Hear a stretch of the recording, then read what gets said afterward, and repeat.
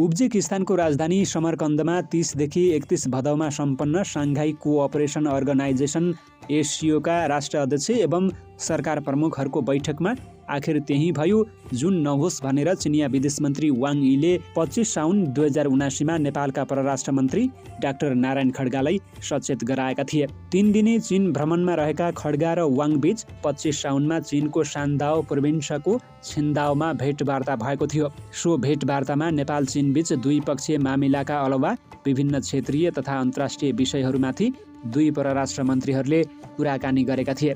कुराकानीका क्रममा खड्गाले Shanghai cooperation सङ्गठन एसियोमा नेपाललाई पर्यवेक्षक राष्ट्रको हैसियतमा स्तर उन्नतिका लागि सहयोग गरिदिन चिनिया समकक्षीसँग आग्रह गरेका थिए। यो आग्रहको जवाफमा विदेश मन्त्री वाङले चीनको तर्फबाट पूर्ण सहयोगको वचन दिँदै नेपालसँग असन्तुष्ट रहेको रुसलाई कन्भिन्स गर्न सुझाव दिएका थिए। खासमा 13 साउनमा सम्पन्न एसियो सदस्य राष्ट्रका विदेश मन्त्रीहरूको बैठकले नेपाललाई अब्जर्भरको हैसियतमा अपग्रेड गर्ने निर्णय गरिसकेको हो। तर यो निर्णयलाई राष्ट्र अध्यक्ष तथा सरकार प्रमुखहरूको बैठकले अनुमोदन गर्नुपर्ने भएकाले परराष्ट्र मन्त्री खड्गाले चीनको सहयोगको अपेक्षा गर्नु स्वाभाविकै थियो। चिनिया अग्रसरतामा स्थापित सङ्गठन भए पनि यसको निर्णय प्रक्रियामा रुस पनि निर्णायक रहेको छ। रुसको समर्थन बिना यो महत्त्वपूर्ण संस्थामा अपग्रेड हुन सक्ने स्थिति छैन। नेपालप्रति रुसी असन्तुष्टि देखिएकाले वाङले खड्गालाई रुसलाई कन्भिन्स गर्न मेहनतका लागि सुझाव दिएका थिए। यति महत्त्वपूर्ण जानकारी र सुझाव दिए पनि यसको कार्यान्वयनमा रुचि नदेखाउँदा एसियोको पर्यवेक्षक अब्जर्भरमा स्तर उन्नति हुने अवसर नेपालले यसपटक गुमाइसकेको छ। एसियो राष्ट्रका राष्ट्र अध्यक्ष तथा सरकार प्रमुखहरूको 20औं बैठक उज्बेकिस्तानको राजधानी समरकन्दमा 30 देखि 31 भदौमा सम्पन्न भइसकेको छ। सो बैठकपछि जारी 29 बुँदे विज्ञप्ति नेपालको हैसियत अपग्रेडबारे मौन रहेको छ। जबकि 13 साउनमा समरकन्दमै भएको विदेश मन्त्रीहरूको बैठकले नेपाललाई डायलग पार्टनरबाट अब्जर्भरमा स्तर उन्नति गर्ने निर्णय गरेको थियो। विदेश मन्त्रीहरूको बैठकले इरानलाई अब्जर्भरबाट स्तर उन्नति गर्दै एसियोको सदस्य राष्ट्र बनाउने निर्णय गरेको थियो। यसैगरी मालदिभ्स, बहराइन, युएई, म्यानमार र कुवेतलाई नयाँ डायलग पार्टनरको हैसियत दिने निर्णय पनि भएको थियो। विदेश मन्त्रीहरूको सो बैठक 13 साउनमा चीनको तर्फबाट विदेश मन्त्री वाङ, रुसको तर्फबाट विदेश मन्त्री सर्गेई लाभ्रोभ लगायत अन्य सदस्य राष्ट्रका विदेश मन्त्रीहरू सहभागी भएका थिए। विदेश मन्त्री बैठकको उपरोक्त निर्णय अनुसार इरानले यसै पटक एसियोमा सदस्य राष्ट्रको हैसियत प्राप्त गरेको छ भने मालदिभ्स, बहराइन, युएई, म्यानमार र कुवेतले डायलग पार्टनरका रूपमा यसमा प्रवेश पाएका छन्। विदेश मन्त्री बैठकका अरू निर्णय कार्यान्वयन भए पनि नेपाल सम्बन्धी निर्णय भने यसपटक कार्यान्वयन गरिएन। त्यही कारण डायलग पार्टनरबाट अब्जर्भरमा स्तर उन्नति हुने नेपालको चाहना पूरा भएन। खासमा नेपाल सरकारकै कमजोरीका कारण अब्जर्भरमा स्तर उन्नति हुने अवसरबाट नेपाल चुक्न पुगेको हो। विदेश मन्त्रीहरूको बैठकको निर्णयलाई राष्ट्र अध्यक्ष तथा सरकार प्रमुखहरूको बैठकले अनुमोदन गर्नुपर्थ्यो। यसैका लागि समरकन्दमा 30 देखि 31 भदौमा भएको राष्ट्र अध्यक्ष तथा सरकार प्रमुखहरूको बैठक आयोजना गरिएको थियो र यो बैठकको कार्यसूचीमा नेपाललाई अब्जर्भरको सूचीमा अपग्रेड गर्ने विषय पनि समावेश थियो। बैठकमा चिनिया राष्ट्रपति सी जिनपिङ, रुसी राष्ट्रपति भ्लादिमिर पुटिन, भारतीय प्रधानमन्त्री नरेन्द्र मोदी, पाकिस्तानी प्रधानमन्त्री शहबाज शरीफ, ताजिकिस्तानका राष्ट्रपति इमोमाली रहमान, उज्बेकिस्तानका राष्ट्रपति शावकात मिर्जियोयेव, काजाकिस्तानका राष्ट्रपति कासिम जोर्माट तोकायेव र किर्गिस्तानका राष्ट्रपति सादायर जापारोभ सहभागी रहेका थिए। नेपालको सहभागिता नरहेकाले सो बैठकमा नेपालबारे के कस्तो छलफल भयो त्यसबारे विस्तृत जानकारी प्राप्त हुन सक्ने स्थिति छैन। तर रुसी असन्तुष्टिकै कारण नेपालको हैसियत स्तर उन्नति हुन नसकेको हो। रुस नेपालसँग कति असन्तुष्ट छ भन्ने कुरा 25 साउनमा परराष्ट्र मन्त्री खड्गासँग भएको भेटवार्तामा चिनिया विदेश मन्त्री वाङले सङ्केत गरेका थिए। भूगोल, जनसङ्ख्या र अर्थतन्त्रको हिसाबले एसियोलाई संयुक्त राष्ट्रसङ्घ र असंलग्न आन्दोलन पछिको सबैभन्दा ठूलो क्षेत्रीय संस्थाको रूपमा मानिन्छ। सीमा जोडिएका नेपालका दुई छिमेकी चीन र भारतका अलावा दक्षिण एसियाको महत्त्वपूर्ण मुलुक पाकिस्तान पनि यो संस्थाको सदस्य छ।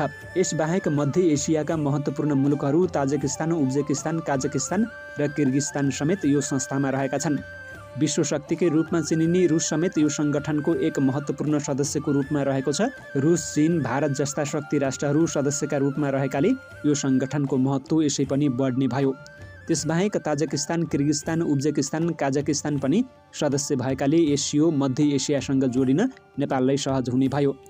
त्यही कारण यो संस्थाको सदस्यताका लागि नेपालले 2063-64 ताका आवेदन दिएको थियो। आवेदनको 8 वर्षपछि 1 चैत्र 2072 नेपालले यसमा डायलग पार्टनरको हैसियत प्राप्त गरेको थियो। डायलग पार्टनर बनेपछि अब्जर्भरमा अपग्रेड हुन पाउने लगातार प्रयास गर्दै आएको थियो। 13 साउनमा भएको विदेश मन्त्रीहरूको बैठकले नेपालबारे निर्णय गरेपछि नेपालको हैसियत अपग्रेड हुने आशा पलाएको थियो। यदि 25 साउनमा छिन्ताओमा भएको भेटघाटमा चिनिया विदेश मन्त्री वाङले परराष्ट्र मन्त्री खड्गासँग सेयर गरेको सूचना र सुझाव कार्यान्वयन गरिएको भए सम्भवतः नेपाल यसै पटक एसियोको अब्जर्भरमा अपग्रेड हुने थियो। सो भेटवार्तामा खड्गाले नेपाललाई एसियोमा अब्जर्भर हैसियत दिलाउन सहयोगका लागि चिनिया विदेश मन्त्री वाङसँग आग्रह गरेका थिए। खड्गाका समकक्षी वाङले चीनको तर्फबाट नेपाललाई पूर्ण सहयोग हुने वचन दिएका थिए। तर 13 साउनमा भएको विदेश मन्त्रीहरूको बैठकमा रुसी विदेश मन्त्री सर्गेई लाभ्रोभले नेपालप्रतिको असन्तुष्टि उल्लेख नगरिरहन सकेनन्। रुस नेपालसँग एकदम असन्तुष्ट रहेको छ। एसियोको अब्जर्भरमा स्तर उन्नतिका लागि नेपाललाई रुसको समर्थन पनि उत्तिकै जरुरी रहेको छ। विदेश मन्त्री वाङले भनेका थिए, त्यसैले तपाईहरूले रुसको समर्थनका लागि विशेष प्रयास गर्नुपर्ने देखिन्छ। नेपाललाई अब्जर्भरको हैसियत दिलाउन चीनले भरपूर सहयोग गर्ने बताएका वाङले नेपालको सम्बन्ध राम्रो रहेकाले भारतको सहयोग पनि नेपालले पाउने विश्वास व्यक्त गरेका थिए। कूटनीतिक मर्यादाका कारण रुसको नेपालप्रतिको असन्तुष्टिको कारण विदेश मन्त्री वाङले नखुलाए पनि युक्रेन युद्धमा नेपालको भूमिकाका कारण रुस असन्तुष्ट छ भन्ने बुझ्न कठिन छैन। आफूलाई शत्रु राष्ट्र घोषणा गर्ने नेटोको सदस्य बन्ने तयारी गरेपछि 2078 फागुनदेखि रुसले युक्रेनमाथि आक्रमण सुरु गर्यो, जुन अझै रोकिएको छैन। युक्रेनमा रुसी आक्रमण सुरु भएपछि फागुन दोस्रो साता बसेको राष्ट्रसङ्घको आपतकालीन महासभामा नेपालले युक्रेनको पक्षमा मतदान गर्यो। त्यसअघि राष्ट्रसङ्घीय मानव अधिकार परिषदमा पनि नेपालले रुसको विरुद्धमा मतदान गरेको थियो। रुस युक्रेन युद्धको मामिलामा चीन र भारत तटस्थ रहे पनि अमेरिका र युरोपेली राष्ट्रहरूको लबिङका कारण नेपालले रुसको विरुद्धमा मतदान गरेको थियो। नेपालप्रति रुसी असन्तुष्टिको कारण यही नै हो। आवश्यक परेको बेला एउटा असल मित्रले गर्न सक्ने सहयोग यही नै हो, जो वाङले सान्दाओमा नेपाली समकक्षी खड्गासँगको भेटवार्तामा रुस नेपालप्रति असन्तुष्ट रहेको जनाउदिएर भनेका थिए। यो सुझाव अनुसार रुसी समर्थन हासिल गर्न नेपालले हर सम्भव प्रयास गर्नुपर्ने थियो। तर आवश्यकता अनुरूपको प्रयास नेपालबाट भएको देखिएन।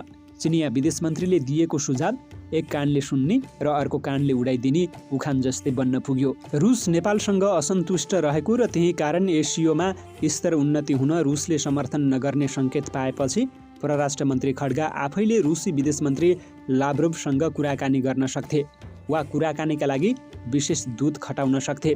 यो पनि गर्न नचाहेको स्थितिमा सरकारले रुसका लागि नेपाली राजदूत मिलन तुलाधरलाई परिस्थितिबारे अवगत गराएर विदेश मन्त्री सर्गेई लाभ्रोभसँग भेटी कुराकानी गर्ने र एसियोमा नेपालको स्थान अपग्रेड हुने वातावरण सिर्जना गर्ने कार्यदेश दिन सक्थ्यो।